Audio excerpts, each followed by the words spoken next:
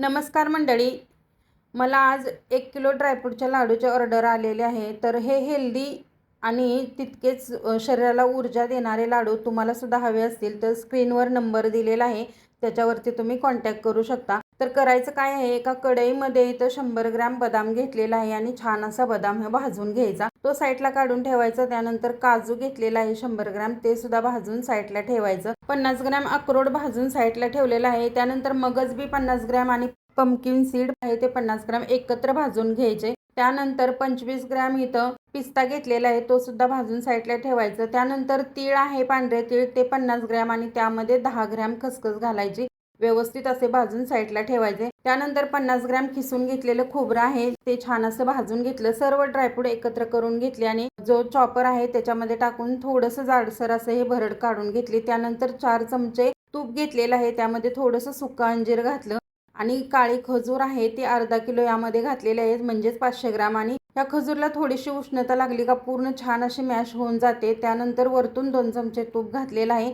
तर पाहू शकताय अगदी एकजीव ही खजूर झालेले आहे। जे आपण ड्रायफ्रूट बारीक करून घेतलेले आहे ते यामध्ये टाकून घ्या आणि व्यवस्थित मिक्स करा। त्यानंतर तीळ आणि खसखस ही अक्कीच ठेवायची आहे, ते बारीक नाही करायचे, ती यामध्ये मिक्स करून घ्या आणि हे सर्व जे जिन्स आहेत ते एकजीव करून घ्यायचे आहेत, पाहू शकताय या पद्धतीनं। आता त्यानंतर थोडंसं थंड होऊ द्यायचं आणि छोटे छोटे लाडू बांधून घ्यायचे आहेत। या पद्धतीने तुम्ही पाहू शकताय खूप छान लाडू आपले तयार झालेले आहेत। नक्की ऑर्डर करा आणि रेसिपी सुद्धा छान झालेली आहे, तुम्ही नक्की एन्जॉय करा। धन्यवाद।